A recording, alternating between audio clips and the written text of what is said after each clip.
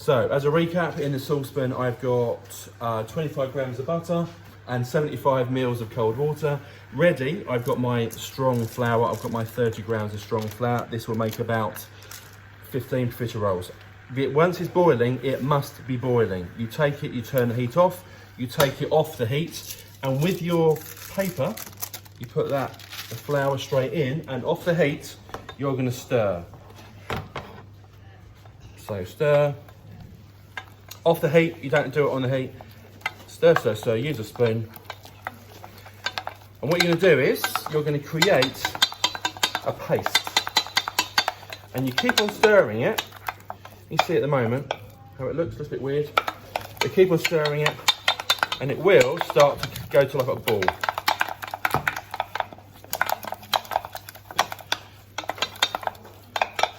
That's fine. What did that take? 10 seconds? Okay, it more or less will sit on the spoon. That's quite hot, but that's fine. What you now do is get your egg. Remember, don't put it back on this one. Crack the egg in. Get rid of that. And what you're going to do now is whisk it. At this point, I would actually change tool, get yourself a whisk, and give it a good whisk. Now, what we're looking for is a smooth paste.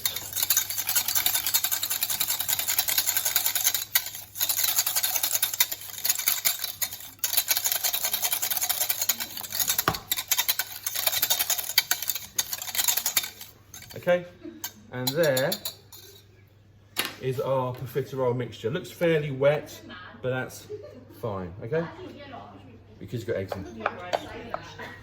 Okay, done. And then we do the next stage.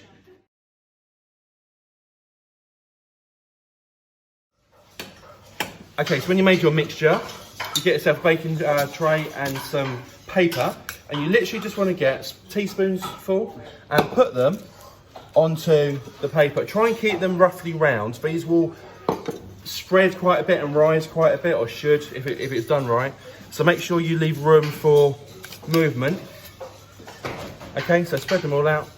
You can kind of double spoon, as in you can do one bit and then put another bit on top if you want it a little bit bigger. I'm going to do mine really quickly, just for time. Can I suggest that you make yours fairly small, just because they cook a bit quicker? Now, see how many I get out. They do look like pancakes, but they will raise a lot. Okay, just a reminder.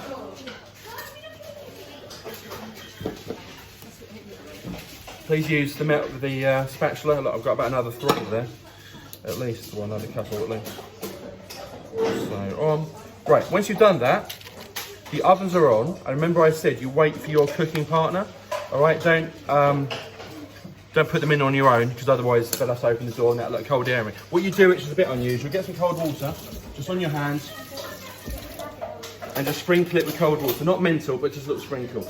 The steam in the oven will help it rise. Okay, and when you're ready with your oven partner, put them in. So after 20 minutes, they come out like this. You know they're done. So as I said, don't open the oven door. Because my liquid was a bit wetter from, say, Rebecca's, I'll show you as a comparison.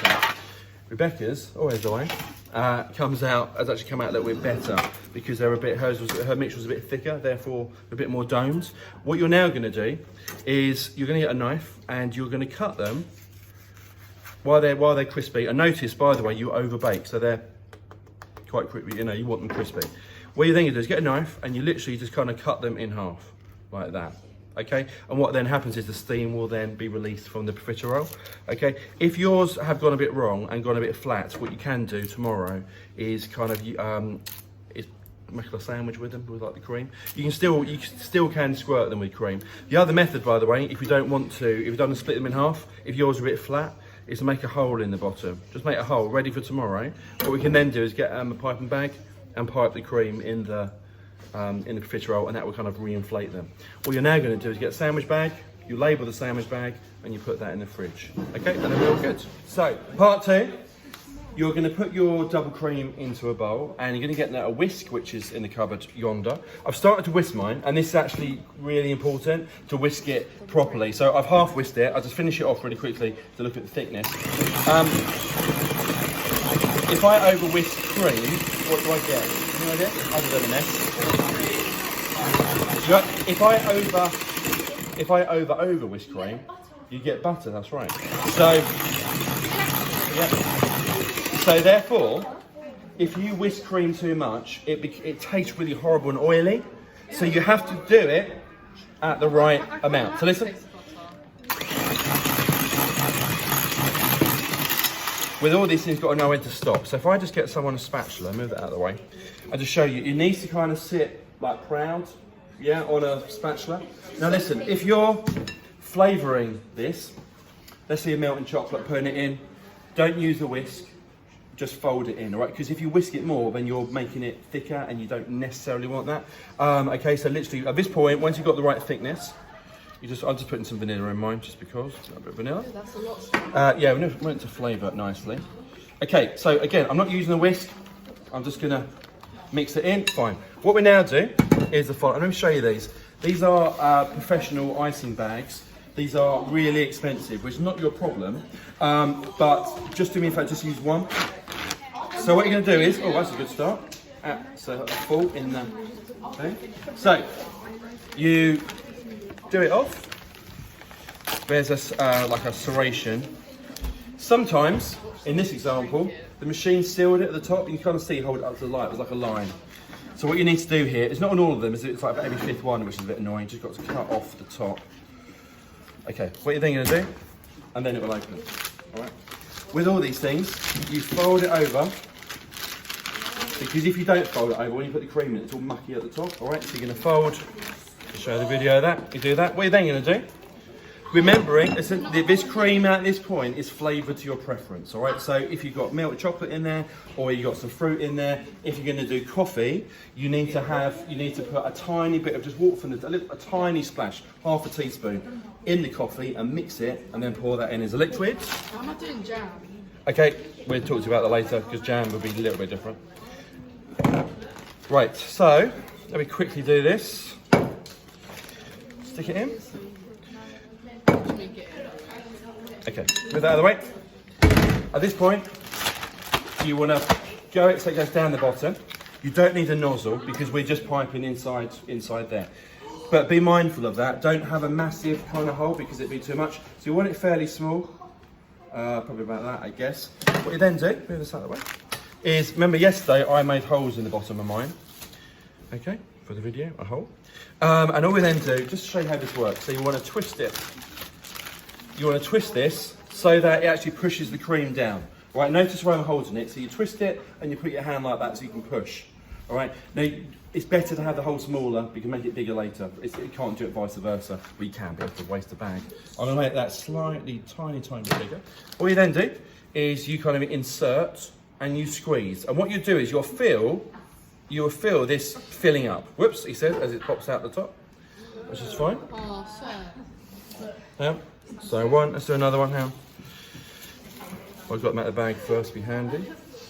All right, so put the cream in, squeeze it, and you should kind of feel the void. I don't know that one. Yeah, I shut up a little.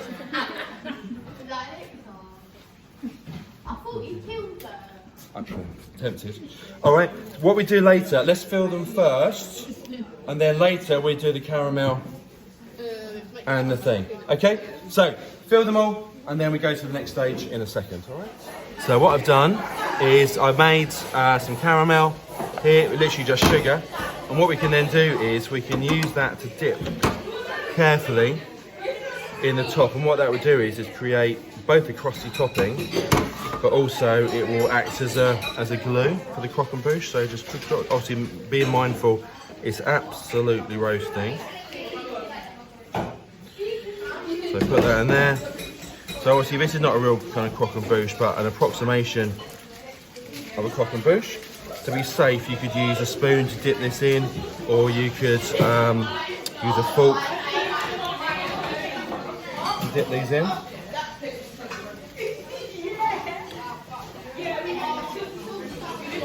Okay, so with the cock and boost, you want to try and get as high as you can. That's probably enough. Let's get rid of those. There we go. What I would do in a minute is that when the caramel gets to the right stage, I try and do the spun sugar and put it on the top. So sugar does different things at different temperatures. At the minute, this is what I put as glue, but it actually, when you start to see it trail, it should start to make some string or some spun sugar. So the way to do that is you want a rolling pin, and we're just going to drizzle it over. If it doesn't work immediately, don't worry, persevere.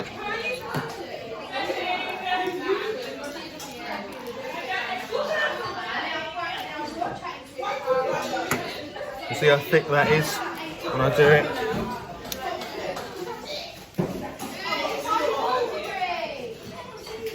Okay, if we had more time and more hands, we could do more. On the camera can see we have some string there. So literally what we're going to do now is break it off at the rolling pin.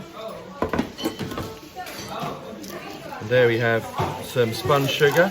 So for GCSE that'll be a really high skill. That's the spun sugar. I'm just going to put that on the top there. Remember, for the filling you could put lots of different fillings, different chocolates, you could put different flavourings, put fruit, all kinds of things. Right, that would be a distinction dessert purely because of the complexity of it, for the waste not, want not, brief.